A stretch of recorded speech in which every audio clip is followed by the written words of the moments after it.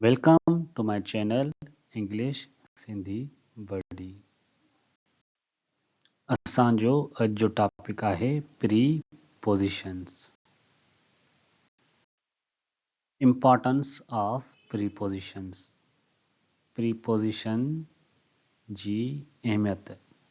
Prepositions show relationship between words. They tell place, time and direction. Without prepositions, sentence sound wrong. Preposition लफ्ज़नि जे विच में लाॻापो ॾेखारनि था। What is a preposition?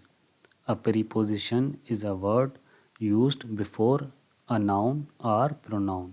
Examples in, on, at, to, from. इसम या ज़मीर खां अॻु ईंदड़ लफ़्ज़ प्रीपोजिशन हूंदा आहिनि। Prepositions of place. जाइ वारा प्रीपोजिशंस।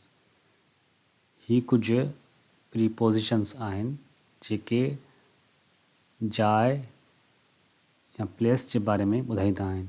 मिसाल तौरु इन माना अंदरि, इन द रूम कमरे में, ऑन माना मथां, ऑन द टेबल मेज़ ते, एट माना वटि, एट स्कूल में या स्कूल वटि।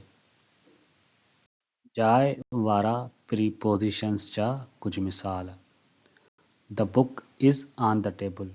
किताब मेज़ ते आहे। He is in the room. ही कमरे में आहे। She is at home. हूअ घर में आहे। Prepositions of time. वक्त वारा प्रीपोजिशंस। इन द मॉर्निंग सुबुह जो। ऑन मंडे सूमर ते। एट 5 o'clock 5 वॻे। एग्जाम्पल्स मिसाल। आई वेक अप एट 6 AM। मां सुबुह जो 6 बजे उथंदो आहियां। School starts in the morning. School सुबुह जो शुरू थींदो आहे। वी मीट ऑन फ्राइडे। असीं जुमे ते मिलंदा आहियूं। Prepositions of direction.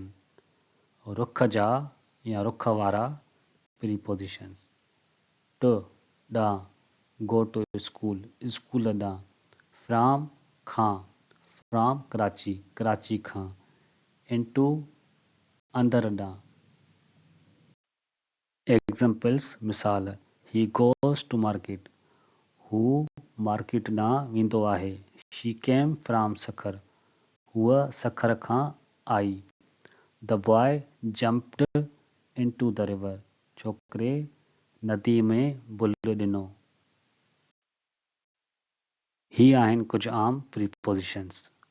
इन, on, at, to, from, with, by, for, about. कुझु आम ग़लतियूं। He is in school at Monday. हिते प्रीपोजिशंस जो ग़लति इस्तेमालु थियल आहे। सही इस्तेमालु आहे he is at school on Monday. Practice मश्क। फिल इन द ब्लैंक्स खाल भरियो। ही 3 जुमिला आहिनि।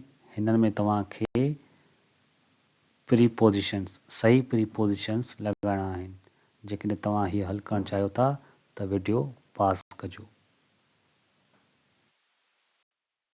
Summary. Prepositions show time, place and direction.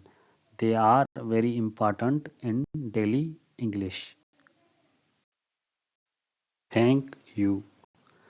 Keep learning English and please subscribe, like and share my channel English Sindhi Buddy. Subscribe please.